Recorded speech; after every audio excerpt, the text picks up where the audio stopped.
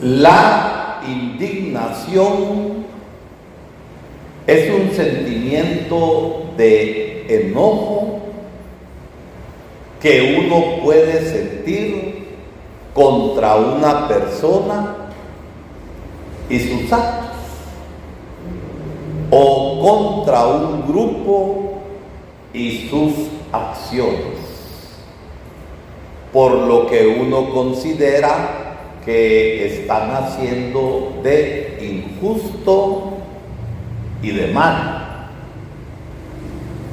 Y algunas veces nosotros nos indignamos, sentimos un poco de cólera por ciertas personas y las cosas malas que ellos hacen. Y la indignación no es cosa de rencor, porque cuando es cosa de rencor, el pecado se hace nuestro. Y bíblicamente, la indignación es esa molestia, ese sentimiento de enojo que Dios siente también por las injusticias y por los pecados que algunas personas hacen o que nosotros mismos podemos hacer. Porque es fácil hablar de pecado en otras personas y tantas veces nosotros no reconocemos lo nuestro. Y hoy el Evangelio nos habla de este sentimiento de indignación que Jesús sintió en su corazón. ¿Por qué? Como nos dice la palabra, porque el celo de la casa del Señor lo devoraba. Y cuando había algo que dañaba la casa del Señor, pues Jesús se disgustaba. Y cuando estamos hablando de la casa del Señor, en esta fiesta de la Basílica de San Juan de Letrán, allá en Roma, que es la catedral del Papa, la madre y la primera entre todas las iglesias, por lo que significa de unidad de la iglesia en todo el mundo, Jesús no se está refiriendo tanto al templo material, aunque nosotros sabemos que el templo material es casa de Dios, donde Dios está presente. Pero también el templo, en este caso, nuestro bello oratorio de la Majada, es casa también de la comunidad, que nosotros amamos y que nosotros respetamos. Pero ¿de dónde vino ese sentimiento de indignación de Jesús? Hemos escuchado en el Evangelio que Jesús tomó la decisión de ir a Jerusalén, donde iba a ser apresado, juzgado y condenado a muerte. Y cuando llegó al templo, yo les pregunto a ustedes, ¿por qué se molestó Jesús? ¿Por qué se molestó? A ver.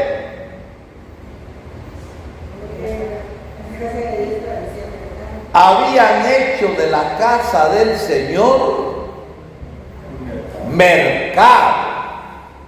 lugar de negocio y lugar también de injusticia, que no solamente era una falta de respeto al templo material, sino sobre todo por las relaciones de negocios y de injusticias que ahí se daban, eran un daño a la verdadera casa espiritual de Dios. ¿Y quién es la casa espiritual de Dios? A ver, Silvia. Nosotros somos, como nos dice la segunda lectura, el templo vivo de Dios. Y no podemos nosotros tener falsa religión donde creemos que estamos unidos a Dios, pero estamos desunidos entre nosotros. Falsa religión, ¿por qué? Porque a veces nuestras relaciones no son relaciones de hermanos y ni siquiera de amigos, sino que nos aprovechamos de los demás y cometemos injusticias. Y cuando no hay relación de amor y de justicia entre nosotros, tampoco podemos estar en buena relación con Dios. No porque Dios no quiera, sino que somos nosotros los que no queremos. Entonces, el templo del Señor se había convertido ¿en qué? En un mercado, donde ¿qué importaba más? El negocio. Y se olvidaba la justicia. Se aprovechaban de la pobre gente que llegaba ahí al encuentro con el Señor y el encuentro con sus hermanos. Y miren, muchas veces los lugares de peregrinación son un gran negocio. Miren, en Esquipulas, gracias a Dios, está la basílica, pero la plebe de comerciantes a veces se aprovechan de la gente, especialmente cuando es Cuaresma, Semana Santa y las fiestas de enero. Los comerciantes hacen sus negocios a costillas de los pobres peregrinos, encareciendo más las cosas. Y el templo del Señor, como nos lo dice la primera lectura del profeta Ezequiel, del templo del Señor salía agua abundante, y a donde llegaba el agua daba vida, de tal manera que hasta las plantas y las hojas y las flores que crecían en la vida que daba el agua era medicinal. Y de Dios lo que sale es vida.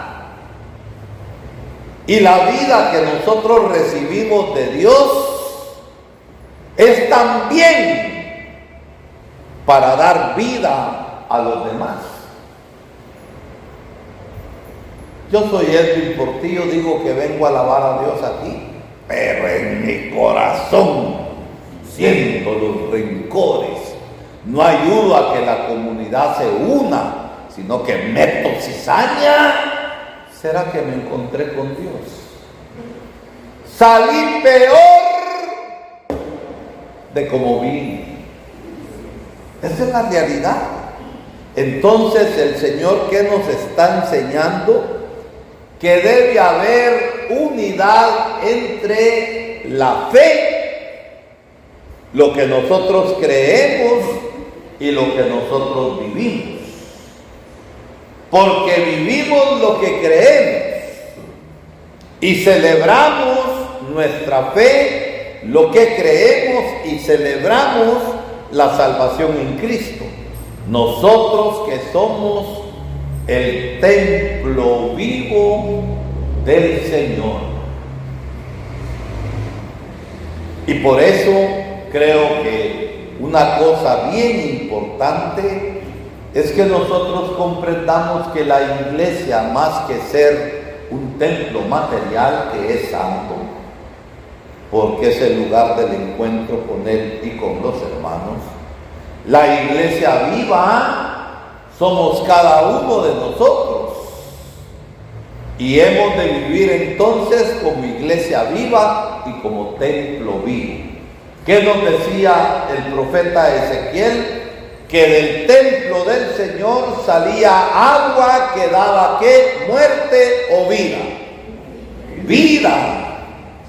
Y si nosotros somos templo del Señor, de nosotros ha de salir también vida para los hermanos. Porque si no, tenemos una falsa fe. Porque si no, no nos hemos encontrado con el Señor. Porque el encuentro con el Señor tiene que notarse en el encuentro de amor y de vida que nosotros tenemos con los demás. Miren, a veces de la religión se hace negocio. Gente que dice que predica y pide diezmo, diezmo, diezmo, diezmo, y no se sabe a dónde va el diezmo. Nosotros actuamos de otro modo. Gente que dice que alaba a Dios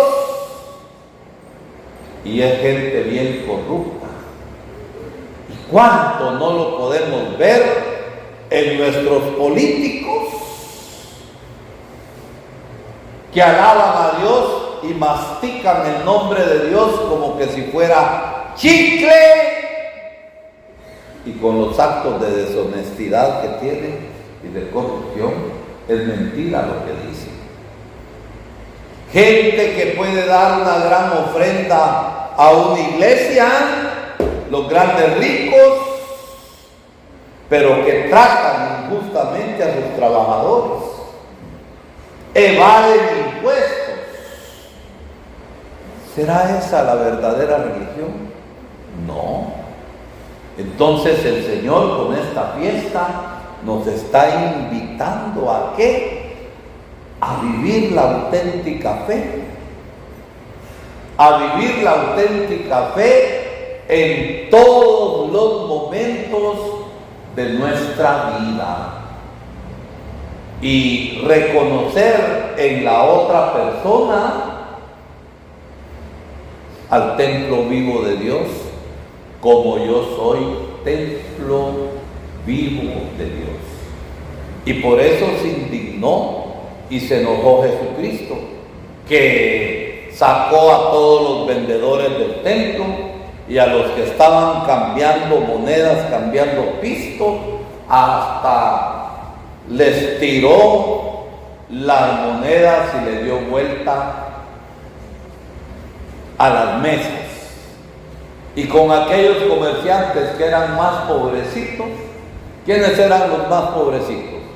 Los que vendían bueyes para los sacrificios y ovejas, o los que vendían palomitas. Los que vendían palomitas, porque las palomitas los compraban los que tenían poco pisto y eso ofrecían al Señor. Y esto nos hace ver que Dios hace una opción y una elección por los pobres. Pero todos estamos llamados a vivir la auténtica religión, la auténtica fe.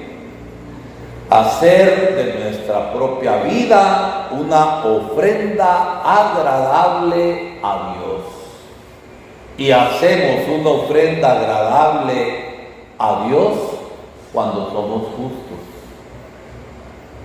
cuando luchamos por la paz, cuando trabajamos por la justicia. ¿Por qué? Porque la justicia favorece a quién? ¿A quién favorece la justicia? ¿A quién favorece la justicia? Si hubiera más justicia en Guatemala, ¿ustedes creen que Guatemala estaría patas arriba? Donde en los hospitales no hay medicina. ¿Por qué? Porque se roban el dinero. Porque los grandes ricos sinvergüenzas, no todos evaden impuestos. Y entonces no hay pisto para medicina, no hay pisto para las escuelas. Entonces, cuando se lucha por la justicia y por el bien, ¿a quién se quiere favorecer? Al pueblo.